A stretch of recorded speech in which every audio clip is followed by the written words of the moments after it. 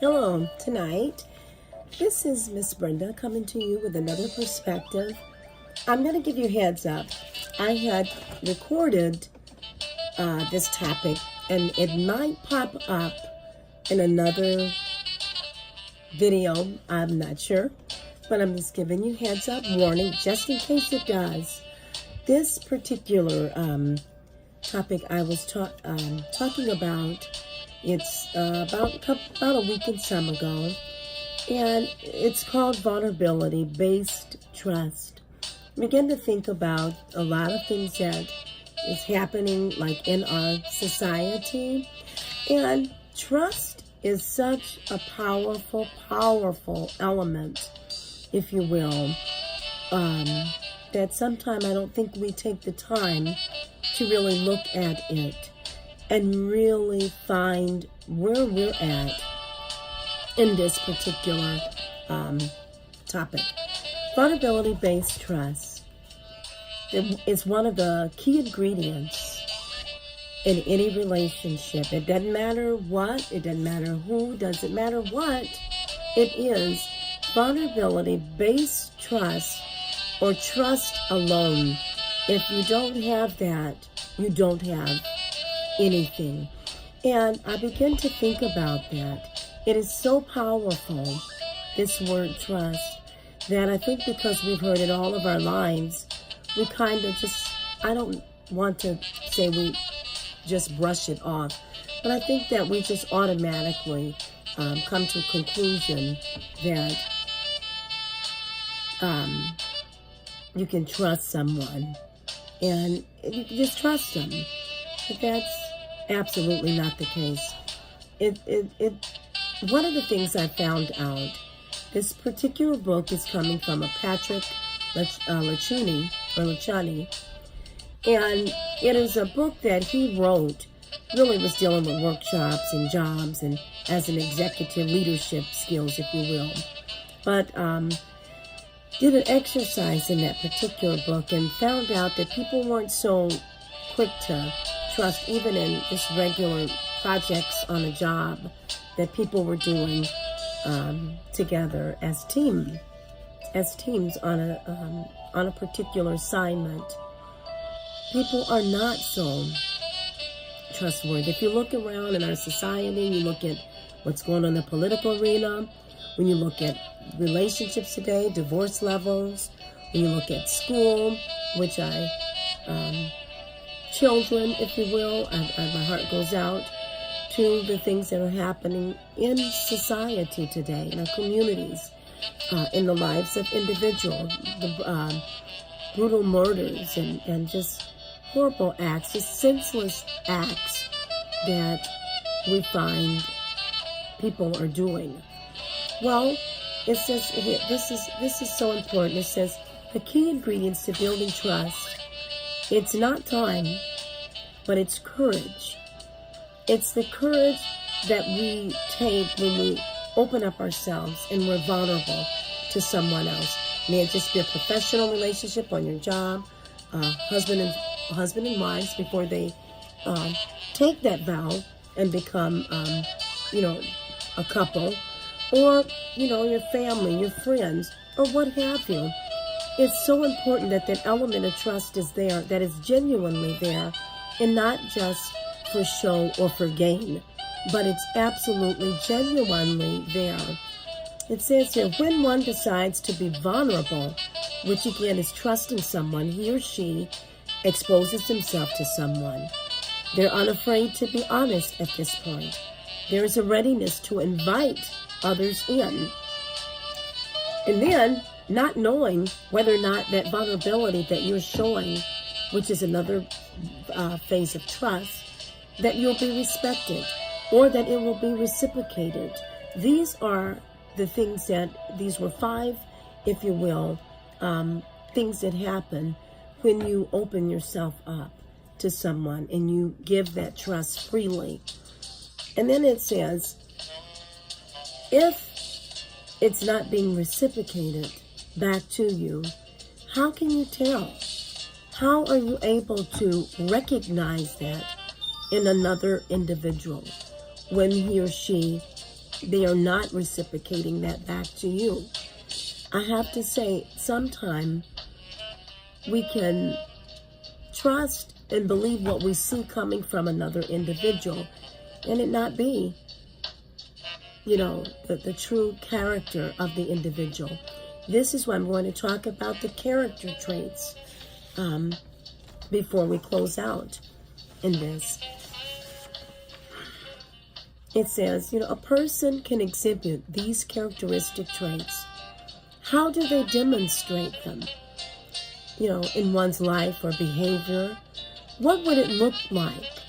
And how can we tell characteristic traits of a person and the one who embodies these traits? This is how we can tell, and this is what it looks like. There's a certainty of a give and take, if you will, a reciprocation. Number one, the individual is authentic. Well, what does that word mean, authentic? They're genuine. What they say and do, you can trust what they're saying and what they're doing. It's going to produce itself. It's going to happen just as they say. And there's not that double talk, if you will. So again, I may not be getting into it on a full length tonight because it's not late, but it's, kind of late in the evening. It's very powerful. That person, number two, is consistent. Is he or she consistent in the things that they say or do? Can you, find them following through with the consistency in their patterns, habits? Number three, they're up close. There's an intimacy in terms of being able to relate, an exchange of words and ideas, a conversation on whatever level. We can take this. We can go from a level of very close, intimate relationship, like a husband and wife, or friends, or a co-worker on your job. There's an absolute up closeness in every level that you find yourself opening up and trusting someone. Compassionate. There's a genuine compassionate that flows from the individual. It's not an up close, fast, brush off, up, and we're all done. But there's a genuine compassionate that flows from a person that you're able to open yourself up to and trust. Because without trust, we go through life and you're never finding that individual. May it be parents, mother, father, parents, a spouse, or a co-worker, or a friendship that you've had over a long period of time in your lifetime. Without trust, you don't have anything. That's in any type of relationship. So I'm going to be looking at that even more. I'm not quite done yet. I got a few more of these points, these, if you will, 10 descriptions of a person that exhibit these particular character traits that I'm giving you now, in terms of a person who's, you can rest in that trust that you are exhibiting to them, that you are able to open up at that point, and they're reciprocating that back to you. Number 5, there's a genuine kindness. I don't mean a kindness that you're kind because you want to show me, see, I'm doing this for this reason, but it's not a genuine reason. And this is anyone, male, female, whatever the relationship is. I'm bringing this out tonight so that you can begin to evaluate the relationships, friendships, co-workers, whatever it might be, so you can build those lasting relationship, friendships on your job,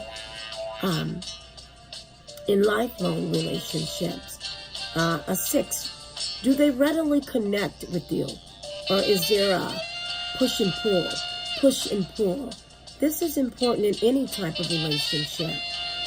Is there a genuine connecting with you? I don't mean arrogant. I mean someone might easily feel, I'm humble. You can't declare yourself to be humble. Humbleness is a part of a person's character. I can look at someone and say they have humbleness to them, but I can't necessarily say for myself, oh, I'm humble. That's part of a character that comes, it exuberates itself, it comes out in your actions, not necessarily because someone is saying they are humble, but that's part of a person that you can trust, that character trait that they exhibit. 8, are they truly available? That's very important. So you can be in a crowd, you can be in a room with someone, family, friends, siblings, husband, wife, relationships, whatever. And you're there, but you're not visible to them because they're in another world. Maybe they're doing something that grabs their attention and you're just there. They're not available. And you may be available. This is why I'm bringing out this number. This is number 8. Be mindful of a person's availability when you are in a relationship. Are they available? That's important. Number 9, are they resourceful? Are they able to come up with ideas to help move things along?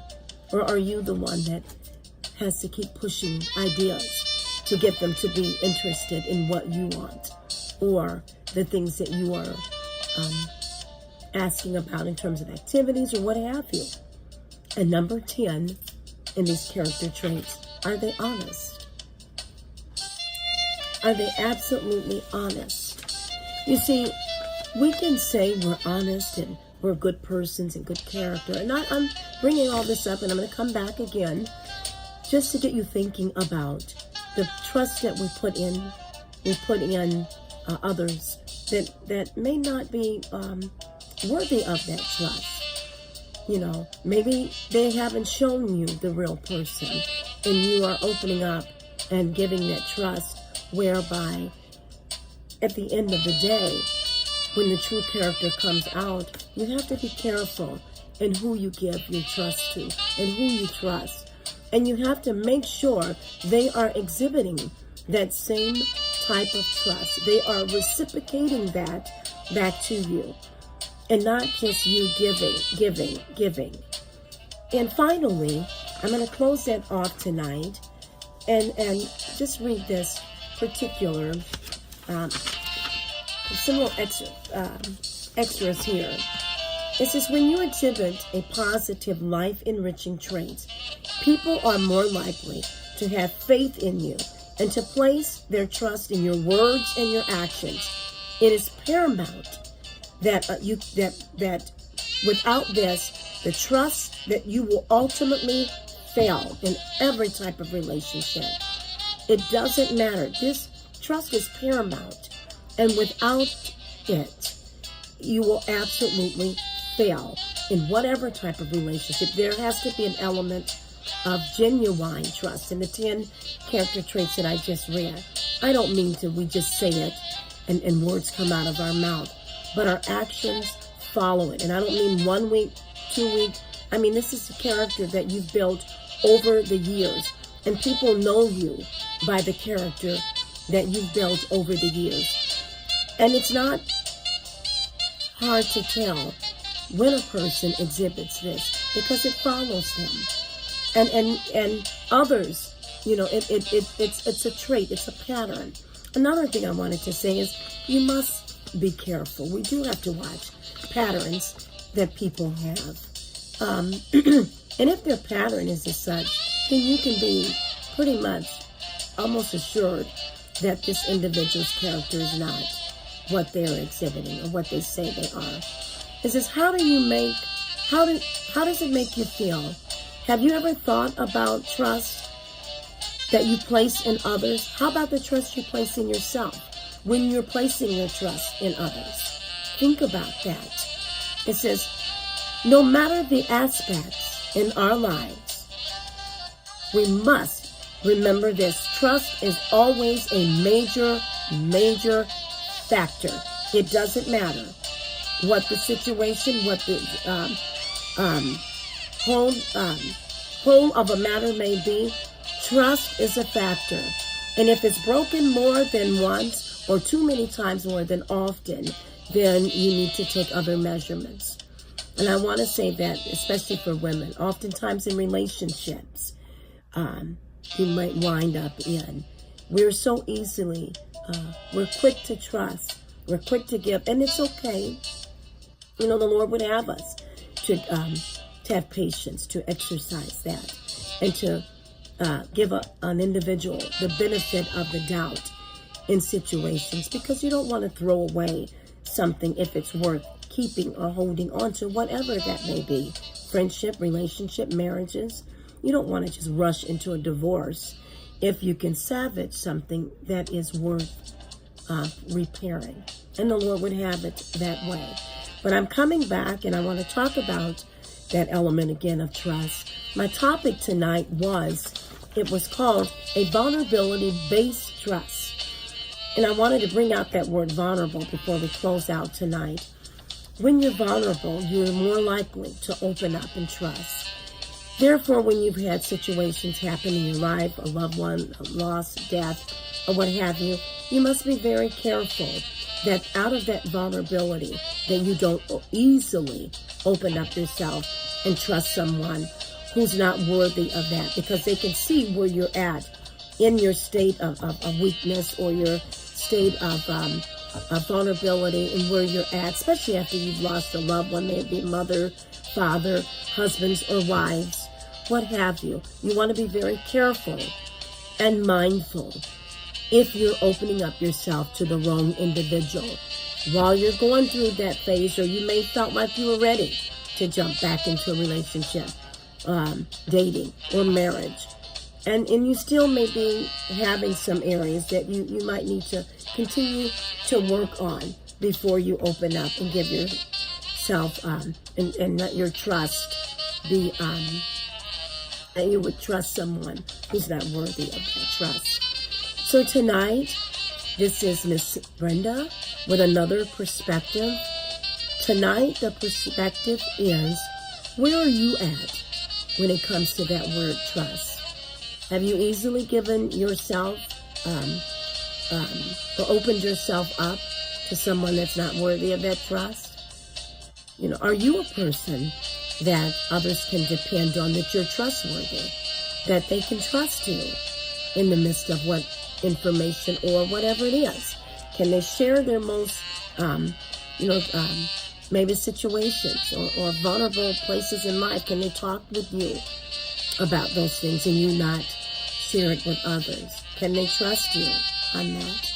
And so I'm going to be coming back again with more of a vulnerability-based trust and other topics with that. One of the topics was coming out of the Good Men Project, and this was an article that they written some time ago. So I got that one of these topics, one of these paragraphs that I was reading, the importance of trust in all aspects of life, I got out of the Good Men Project. So that was an article that was written some time ago. And the other was from a particular author from Overcoming the Five Dysfunction. And trust was one of the major ones. Patrick Lencioni, he talks about that in his book. And this book, again, was written for leaders, not just leaders, but just for all areas of life. And on your job, in your personal relationships, you can use this kind of information and material to help you grow in those areas. And so I want to look at that again. But for now, I pray that you've had a wonderful day. I pray that you've had a time of worship and fellowship with family and friends today. And I pray that you'll continue to be the best that you can be, and to continue to grow and reach out and be what the Lord is calling you to be. So this is, again, Miss Brenda with another perspective. I'll be coming back to you. So on that note, have a wonderful, wonderful night, and we'll talk again.